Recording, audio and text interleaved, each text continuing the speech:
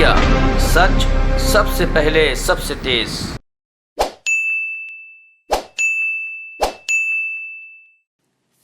सभी पत्रकारों को नमस्कार। अभी कुछ समय पहले दिल्ली के मुख्यमंत्री श्री अरविंद केजरीवाल जी ने मानो झूठ बोलने का नया कीर्तिमान बना दिया, झूठ की एक कड़ी लगा दी। अब ये कहना गलत नहीं होगा कि दिल्ली मॉडल हो गया है फेल, अरविंद केजरीवाल आकर झूठ की लगा रहे हैं रेल। और जो करते हैं ये वादा, उसका पूरा नहीं किया आधा। मैं सबसे पहले इस मंच से चुनौती देता हूं श्री अरविंद केजरीवाल जी को। अभी 1 घंटे पहले ही आपने एक प्रेस वार्ता करी है अरविंद केजरीवाल जी, और जैसे आपकी राजनीति बड़ी सतही है, उसमें गहराई नहीं, विश्वसनीयता नहीं, वैसे ही आपकी प्रेस कॉन्फ्रेंस भी होने लगी है। और इसीलिए शुरुआत करेंगे जो 3 बड़े झूठ बोल के अरविंद केजरीवाल जी को लगा हर बार की तरह मैं निकल जाऊंगा। नहीं अरविंद केजरीवाल जी, जब आपको चुनौती देने भारतीय जनता पार्टी आती है तो वो विश्वसनीयता के आधार पे आती है, ठोस आंकड़ों के आधार पे आती है। और मैं बड़ी जिम्मेदारी से इस मंच का इस्तेमाल करते हुए एक बात कहूंगा, 3 झूठ आपके समक्ष रख के पकड़ूंगा और चुनौती देता हूं कि कल 24 घंटे के अंदर अगर हिम्मत है अरविंद केजरीवाल जी में, तो वो साबित करे कि जो तथ्य उन्होंने रखे वो सही हैं या जो तथ्य हम रख रहे हैं वो सही हैं। हर बात पे झूठ बोलना, हर बात पे गलत तथ्य रखना।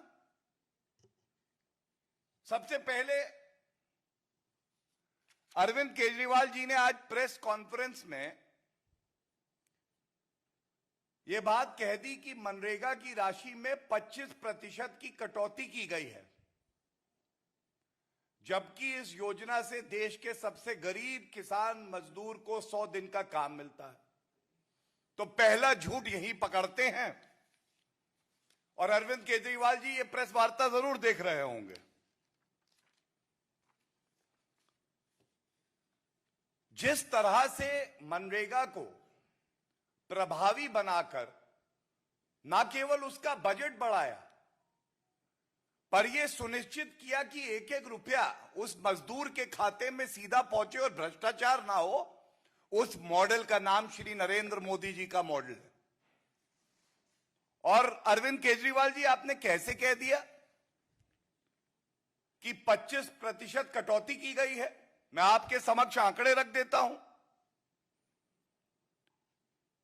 2021-22 में मनरेगा का जो बजट था वो 73,000 करोड़ था। 73,000 करोड़, बता भी दे 73,000, और इसको रिवाइज्ड एस्टिमेट में बढ़ाया गया और 98,000 करोड़ करा गया, 25,000 करोड़ ज्यादा। और हम सब जानते हैं कि कोविड की महामारी थी। प्रधानमंत्री जी की एक सोच है कि हर व्यक्ति को खाना मिले, रोजगार मिले, कोई भूखा ना सोए। इसके लिए 25,000 करोड़ रुपए मनरेगा का बजट बढ़ाया गया। और इसके साथ कभी नहीं भूलना चाहिए, जो स्वयं में एक उत्तर है, अरविंद केजरीवाल जी कहते हैं ये रुपया आता है, जाता कहां है? सत्येंद्र जैन के घर नहीं जाता है, मनीष सिसोदिया और उनके परिवार के लिए इस्तेमाल नहीं होता है। 80 करोड़ भारतीयों को 2 साल मुफ्त राशन मिलता है इससे। 200 करोड़ टीके लगते हैं आम जनता को इससे। लेकिन मैं ये बता दूं कि 2022-23 में जब मनरेगा का बजट रखा तो इसका अनुदान था 73,000 करोड़। 21-22 में 73,000 करोड़ और 22-23 में 73,000 करोड़। और इसके साथ अगर अरविंद केजरीवाल जी झूठ ना बोलते इतना और केवल वित्त मंत्री जी का भाषण जो संसद के पटल पर कहा गया है वो सुन लेते, मैं वो लेके आया हूं, क्योंकि जरूरी हो गया है कि झूठों का झूठ पकड़े। ये सवाल निर्मला सीतारमण जी से जब पूछा गया तो मैं पढ़ दूं कि क्या लिखा है।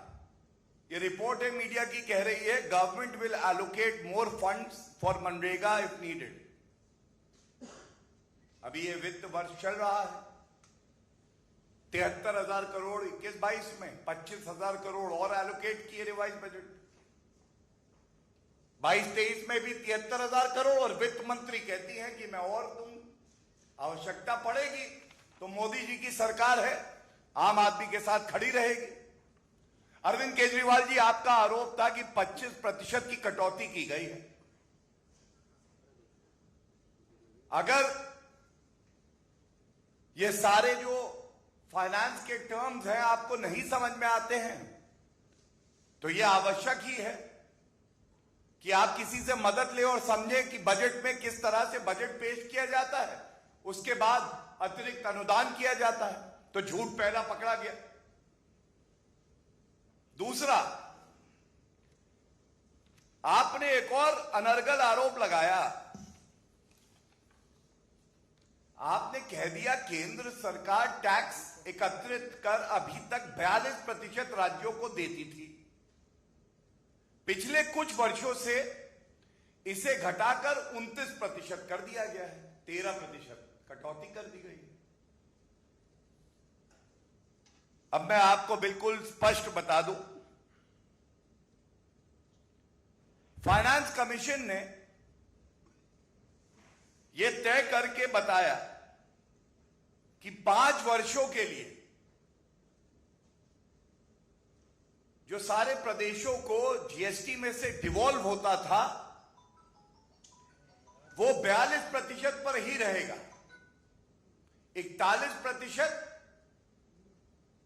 क्योंकि जम्मू कश्मीर और लद्दाख यूनियन टेरिटरी बना दी गई, और अगर उसको जोड़ दिया जाए तो 42% 5 साल के लिए।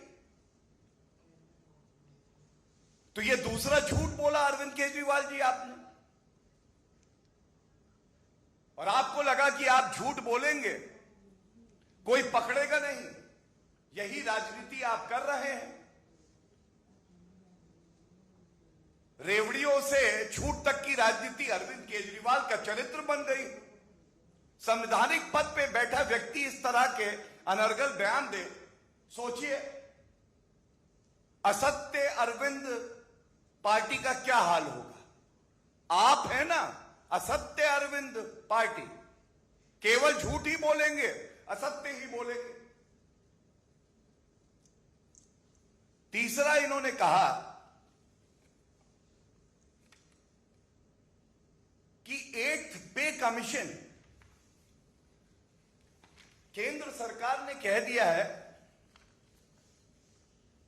कि 8th पे कमीशन वे नहीं बनाएगी, और इनका आरोप यह है कि इस सरकार को जो सरकारी कर्मचारी हैं उनकी कोई चिंता नहीं। यह आरोप जो है, फिर से मैं कह देता कि समझदारी नहीं है, गलत समझ पाए, लेकिन अगर अरविंद केजरीवाल जी का ट्रैक रिकॉर्ड देखें तो इसी तरह से झूठ बोलते हैं, और झूठ पकड़ा जाता है तो एक माफी का लेटर जेब में तैयार होता है। आते हैं, कहते हैं माफ कर दो, गलती हो गई, झूठ निकल गया। क्या यह सत्य नहीं है कि जब ये बात 8 पे कमीशन की सामने आई तो उसके साथ केंद्र सरकार ने कहा हर बार पे कमीशन की रिकमेंडेशंस होती हैं जो लागू होने में समय लगता है और उससे असुविधा होती है जो सरकारी कर्मचारी। तो एक ऐसा मॉडल, एक ऐसा फॉर्मूला निकाला जाएगा जो कि यह सुनिश्चित करेगा कि समय समय पर उसी मॉडल को क्रियान्वित करके वो लाभ जो सरकारी कर्मचारी हैं उनको मिलता रहे। तो अरविंद केजरीवाल जी, आपने ये बात क्यों कही कि केंद्र सरकार 8वां वेतन आयोग नहीं बनाएंगे? केंद्र सरकार का सारा पैसा कहां गया? अपने कर्मियों को वेतन बढ़ाने की स्थिति में नहीं है। आपने बात क्योंकि पैसे की भी करी है तो ये फर्ज बनता है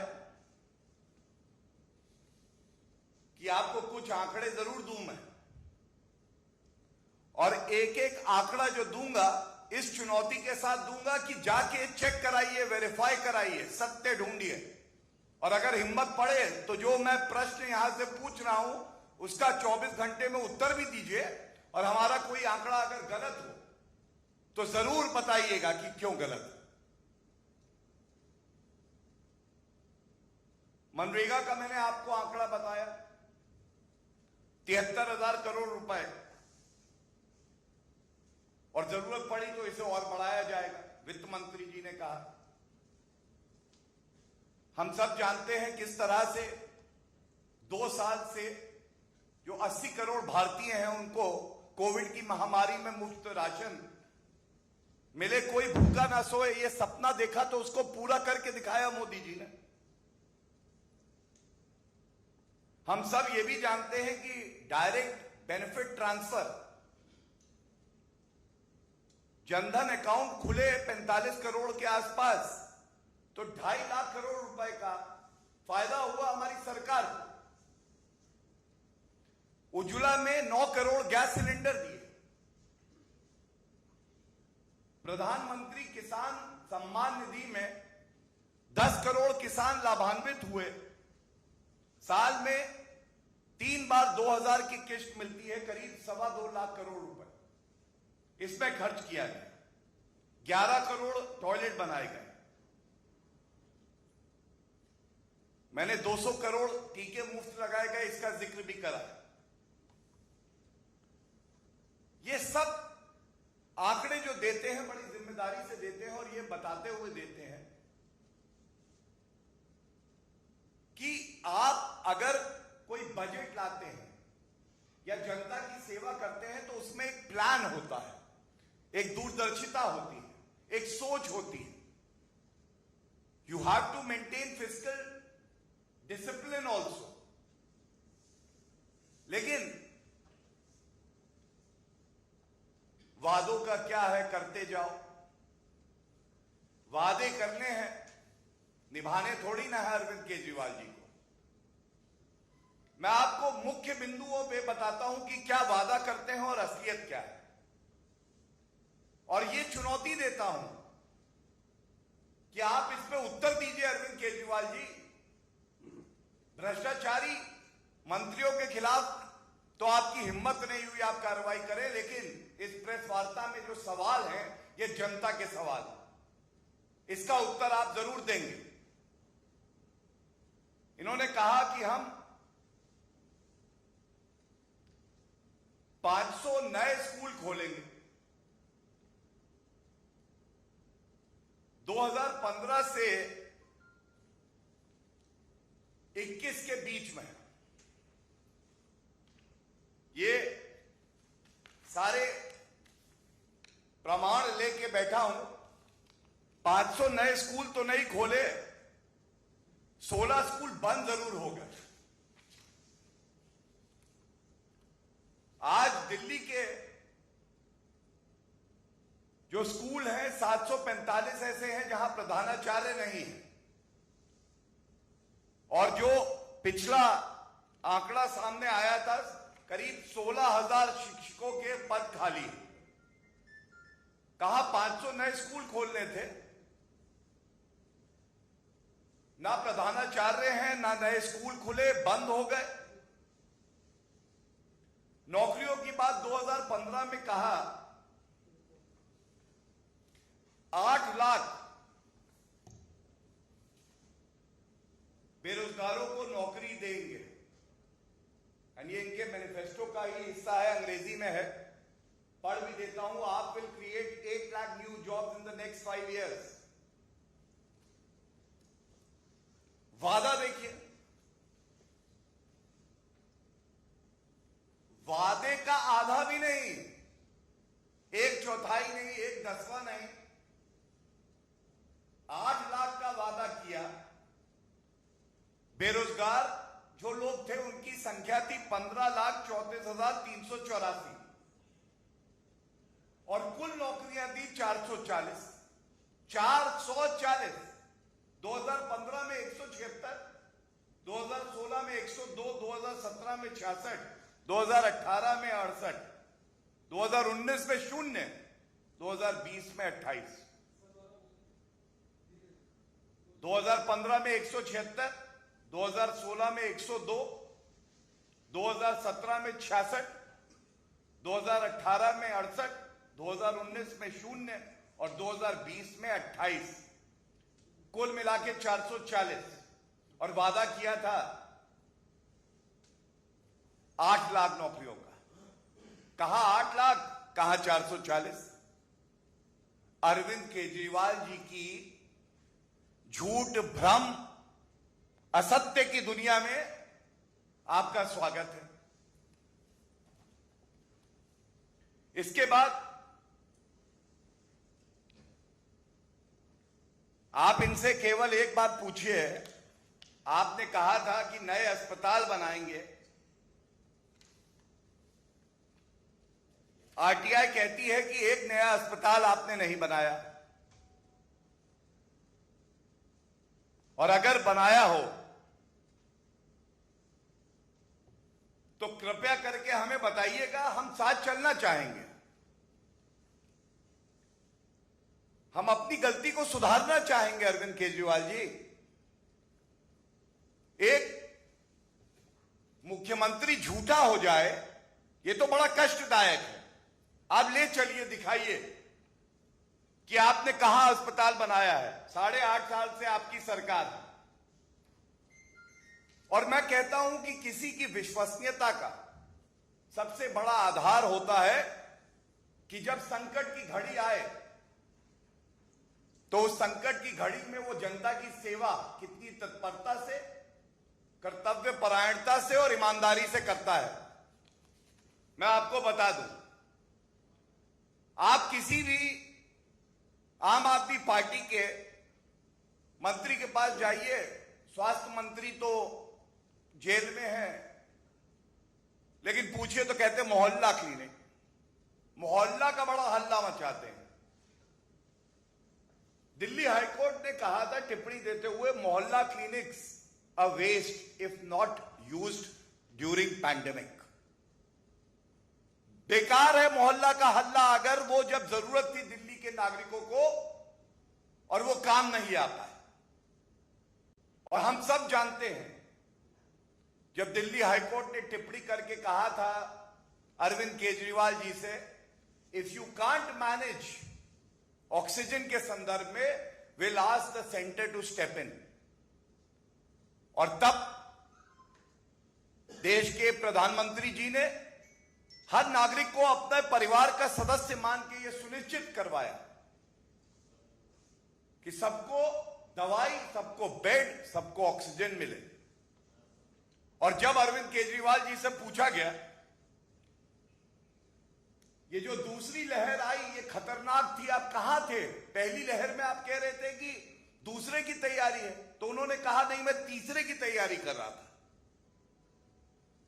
जब संकट आता है नागरिकों पे, प्रदेश पे, देश पे, तो ये गायब हो जाते हैं।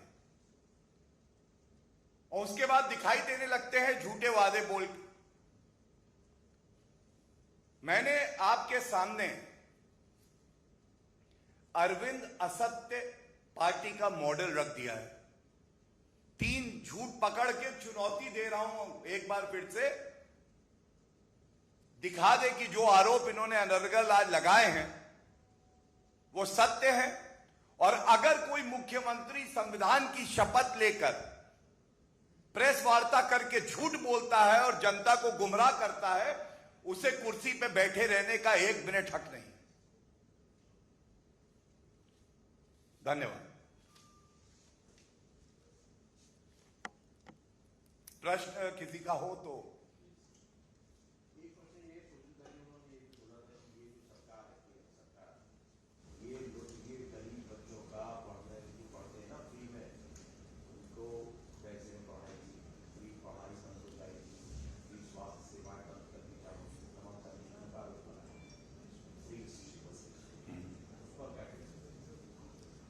देखिए, सबसे पहले आज अगर पूरी प्रेस वार्ता में हो सकता है गलती से ही, लेकिन अरविंद केजरीवाल जी के मुंह से सच ये निकला कि पूरे देश में शिक्षा तो मुफ्त है।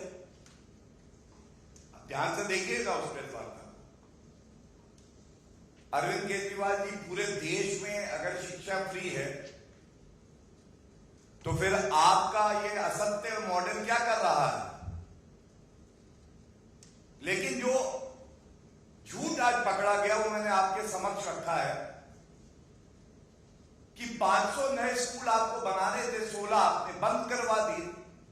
अस्पताल आपने नया कोई खोला नहीं। पानी का आपने वादा किया था स्वच्छ देंगे, तो बताया जाता है 30% ऐसे घर हैं दिल्ली में जहां पे नल की पाइपलाइन ही नहीं है, पानी नहीं आता है। स्वास्थ्य मंत्री आपके जेल में है, आप में हिम्मत नहीं है उन्हें हटाए। मैं केवल इतना ही कहूंगा, इस तरह की हल्की, घटिया और झूठी प्रेस वार्ता करने की बजाय अरविंद केजरीवाल जी, ये आपके पास अवसर है, चुनौती स्वीकार करिए।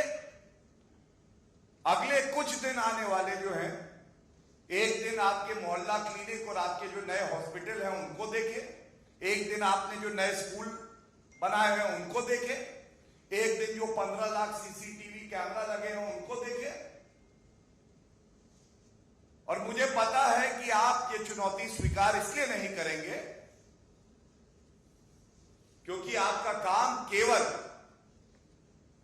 जनता को भ्रमित करना है, झूठ बोलना है, और आपसे कोई सवाल पूछे तो आपको अच्छा नहीं लगता। धन्यवाद।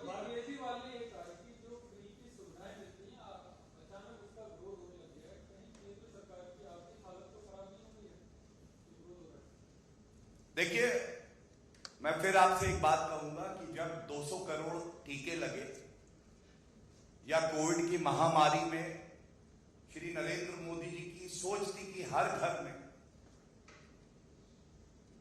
राशन हो, खाने के लिए खाना हो, वो रेवड़ी नहीं है।